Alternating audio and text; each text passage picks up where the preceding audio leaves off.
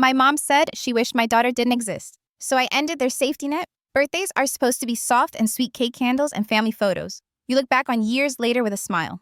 But my mother's birthday gave me a scar instead. It was supposed to be simple, a gathering at my parents' house. My sister Amanda and her perfect little trio of children lined up like trophies, and me, Monica, with just one daughter, Rose. Rose had worked on a birthday card for hours, red crayon hearts, uneven lines, her handwriting still a little wobbly. She clutched it tightly the whole ride over. She was nervous but excited. She wanted her grandmother to be proud of her. The routine was predictable. Amanda's kids performed like they were auditioning for some cosmic talent show. Caleb, the oldest, recited a poem. Grace played piano, her fingers precise like little hammers. Moa sang with a voice so sweet it made the room sigh. Applause erupted, faces glowing with adoration. Then it was Rose's turn. My quiet, thoughtful Rose, who loved sketching more than speaking. She stood up, her hands trembling, and began to sing Happy Birthday. Just that something simple. But her voice cracked halfway through. She missed a note. The room went stiff. Her cheeks burned crimson, and the sound dried up in her throat. She sat back down, clutching her card to her chest like a shield. The applause that followed was pitying at best. Amanda's kids smirked, exchanging glances that said we won. And just when the air couldn't get heavier, my mother leaned forward, still smiling at Amanda's children, and said the words that sliced through the room like broken glass. Sometimes I wish you were our only grandkids. The laughter that followed was thin, brittle. My father gave a small nod, lips pursed. Amanda chuckled nervously, but said nothing. And my 9-year-old daughter froze. I watched the light drain from her eyes as tears spilled down her cheeks. She bolted from the table, the legs of her chair screeching across the floor, and disappeared down the hallway. The silence left behind was suffocating. I stood, my pulse hammering so hard I thought my ribs would crack. Monica, my mother said breezily, waving her hand. Oh, for heaven's sake, it was just a joke. A joke.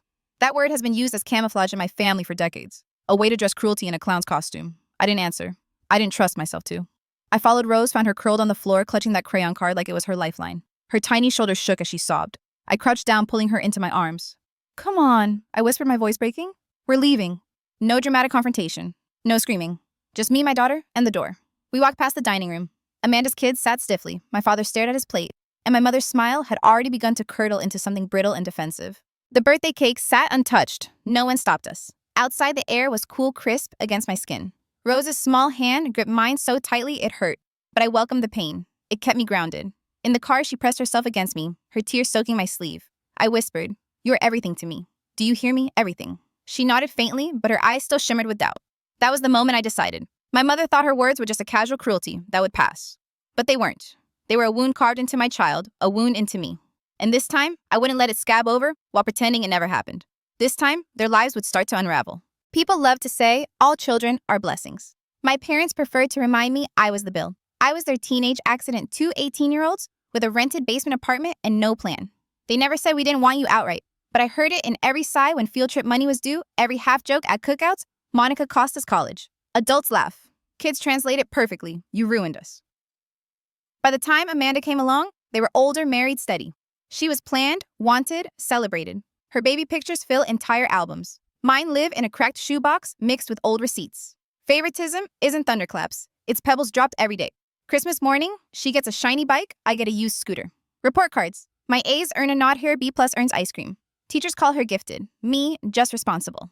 I became the helper, folding laundry, babysitting, doing the things that kept the household upright. Applause was for Amanda. Expectations were for me. So I sharpened myself into a weapon.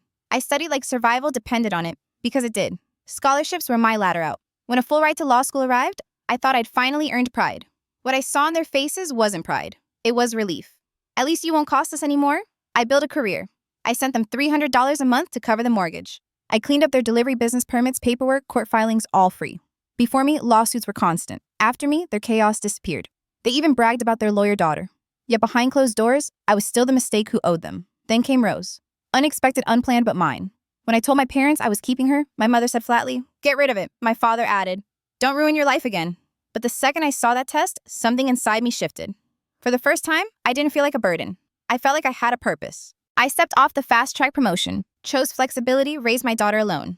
Rose, shy, artistic, gentle, was the best decision I ever made. My parents never forgave me for choosing motherhood over money. You had everything and threw it away, my mother told me once, scanning my modest apartment like it was proof. Still, I kept sending the $300, I kept filing their paperwork. Part of me believed that if I carried them long enough, maybe one day, they'd carry my child with love. Hope makes fools of us all. Amanda, of course, thrived as the golden child. Marriage, 3 kids, the whole stage set for applause. My parents praised them like prodigies. When Rose showed them her sketches, they said, "That's nice without looking." When Amanda's daughter played piano, my mother clutched her chest like she'd been blessed. And yet when a big law firm finally offered me the dream job, good money, flexible hours, I thought this is my chance. I'd surprise my parents on Mom's birthday, tell them I could pay off their mortgage, help them retire, give them everything. I thought maybe finally they'd look at my child and see her worth. Instead, I watched my 9-year-old stand in their living room, voice trembling through happy birthday and falter halfway. I watched her cheeks flush, tears well up. And then I heard my mother chuckle and say, "Sometimes I wish Amanda's kids were our only grandkids." The room went still. Rose bolted down the hall, sobbing. My heart cracked and hardened all at once. That was the night something broke for good. I didn't walk out of that birthday party empty-handed.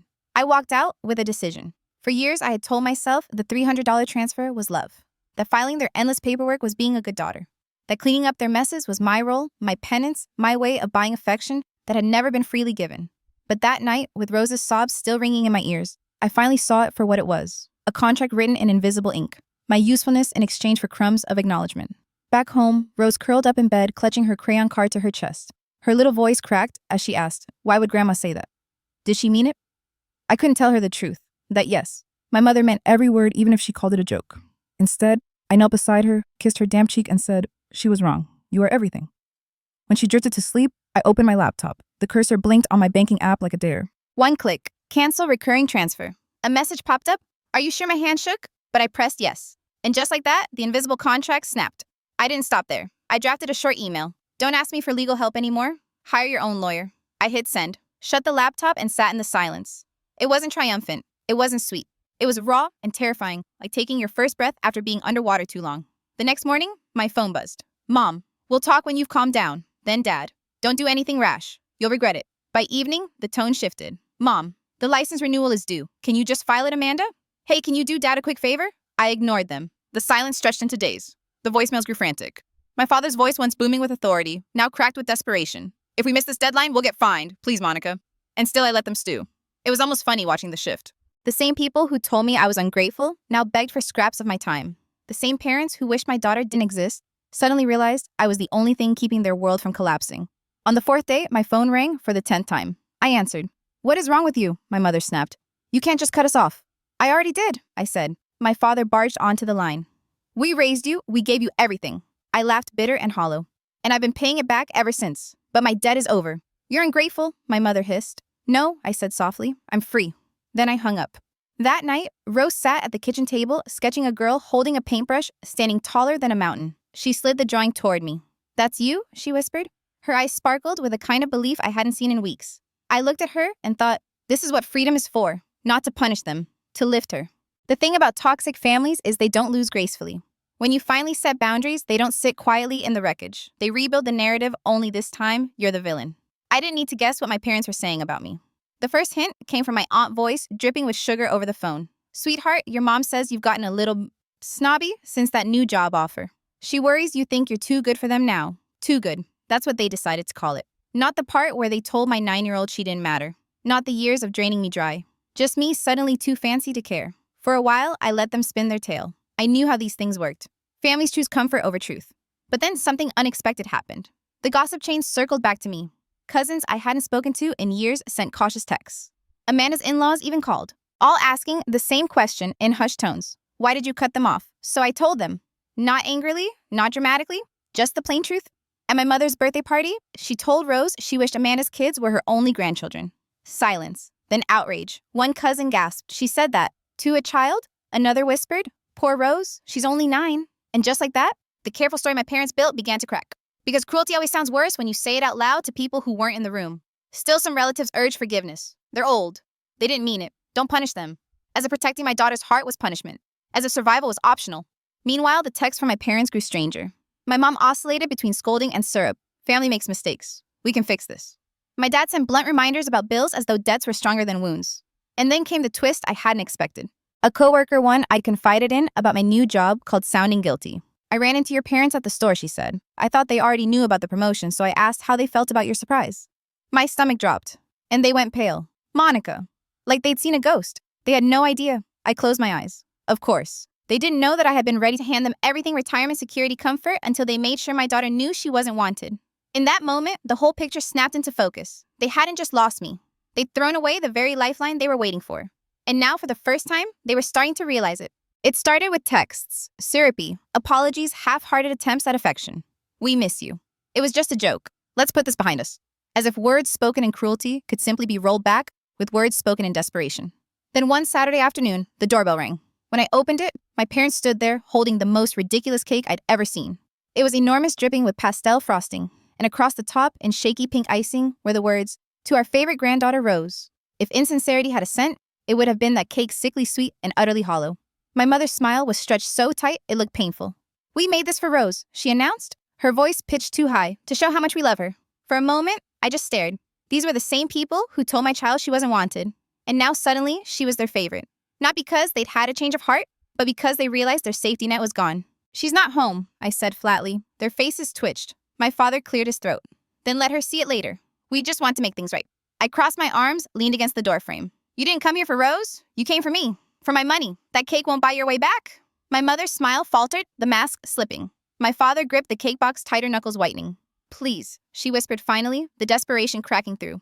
"Just let us in." I shook my head. "Take your cake and leave." And so they did.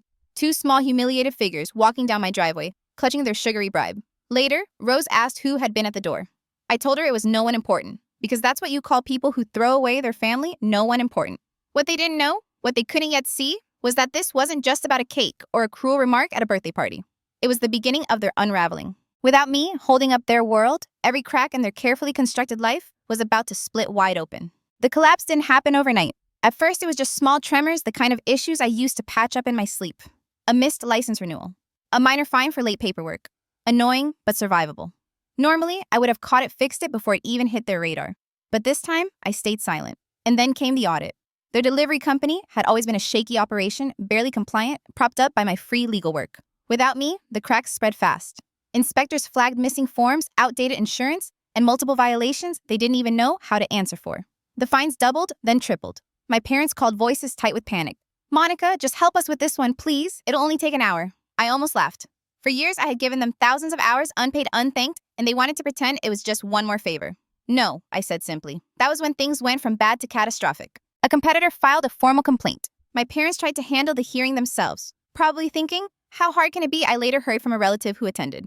My father stumbled over basic terminology. My mother contradicted him in front of the judge. They practically handed the case away. The penalties that followed wiped out their savings in one blow. Amanda had always assumed she'd inherit the company, that the business would secure her family's future.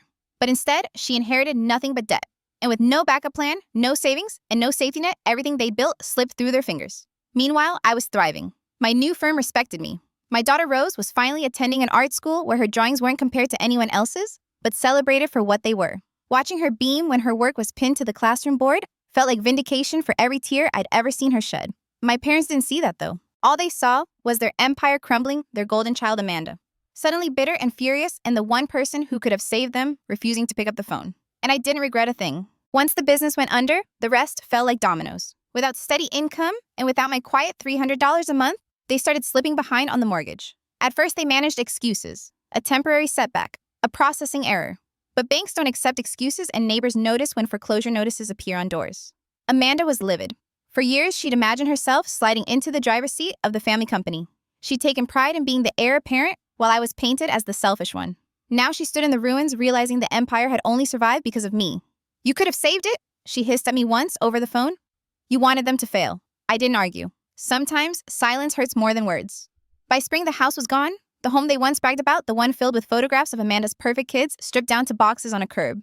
They moved into a small apartment on the edge of town, the kind of place they used to sneer at. And the whispers spread.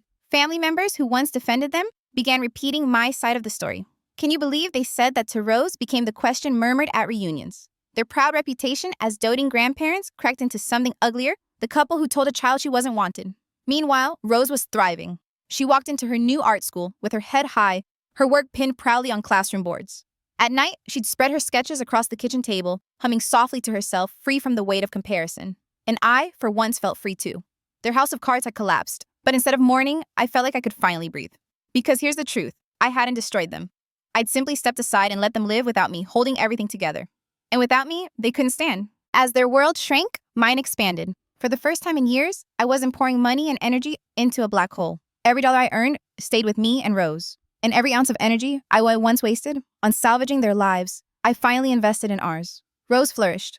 At her new art school, she wasn't the shy kid who failed to impress grandma. She was Rose the girl whose sketches made teachers pause, whose paintings earned a spot on the school board. One afternoon, she came running out breathless, clutching a drawing. Mom, they put mine on display. Her smile was pure light, and I knew we were exactly where we needed to be. Work blossomed too.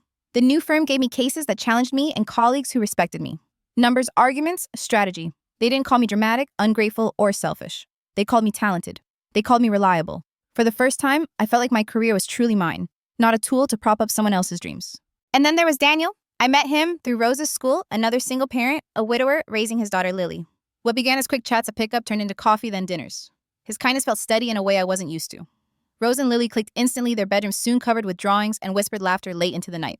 For years, I thought my family was something I had to suffer through, that blood demanded loyalty, no matter how much it bled me dry. But building a life with Rose, and now Daniel and Lily, I learned something different. Family isn't who claims you.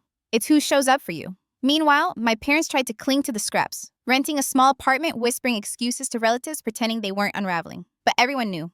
Their legacy wasn't the house or the business anymore. It was a single sentence. Sometimes I wish you were our only grandkids. News travels fast and families even faster when there's shame involved. My parents used to be the center of gatherings, hosting birthdays, boasting about Amanda's perfect kids, showing off the business I'd kept alive for years. Now, they were whispers, quiet judgments exchanged in kitchens and phone calls. Everyone knew about the birthday. Everyone knew what they said to Rose. Relatives who once defended them started stepping back. My aunt, who used to scold me for being too harsh, suddenly called voice low, saying I had no idea they actually said that. Cousins I hadn't spoken to in years messaged poor Rose. She didn't deserve that. For the first time, the narrative wasn't theirs to control. And my parents hated it. They tried to spin the story painting me as the cold daughter who abandoned them for money, claiming I'd become arrogant with my new job. But whispers have sharp teeth when the truth backs them. No one could look past the fact they had wished out loud that my child didn't exist. Amanda suffered too. Without my free legal work, without my steady $300 every month padding their mistakes, the delivery business collapsed. The inheritance she'd been counting on dissolved overnight. She resented me more than ever, but I stopped caring. Her loyalty was always to the parents who fed her spotlight, not to me. At night, I thought about legacy. What did I want Rose to inherit? Not money, though I was finally able to save. Not shame or guilt either. I wanted her to inherit a sense of worth that didn't depend on anyone's approval. To know she was enough without performing, without begging for love that should have been freely given. That was their legacy, bitterness, favoritism, destruction. Mine would be different. Mine would be peace. It came out of nowhere, a message from Amanda. Not a rant, not a guilt-soaked plea, just a blurry photo of a crumpled letter. My father's handwriting, unmistakable. Slanted, uneven, the same style he used for birthday cards when I was little. The image was cropped, half cut off, but I could still make out the opening lines. Nicole, if this is goodbye, then there's something you never knew. Your sister's first birthday? We couldn't afford gifts for both of you. We chose her, and we kept choosing her. I stared at the screen until the words blurred. For years, I'd told myself, maybe they didn't notice. Maybe they were just clueless. But this was a mission. They knew. They'd seen the imbalance and justified it. They called me the easy one, the child who didn't complain. And because I didn't scream for attention, they decided I didn't need any.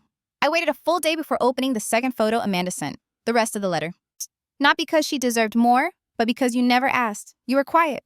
We thought it made things easier. It didn't mean we loved you less. It meant we were selfish, lazy, and we let you carry the weight. I don't expect forgiveness, but you were the strongest. I should have told you that when it mattered. I read it twice, 3 times. My father, who had never once admitted fault, was confessing in scribbled ink the thing I'd felt my entire life but could never prove. But here's the twist. It didn't feel like healing.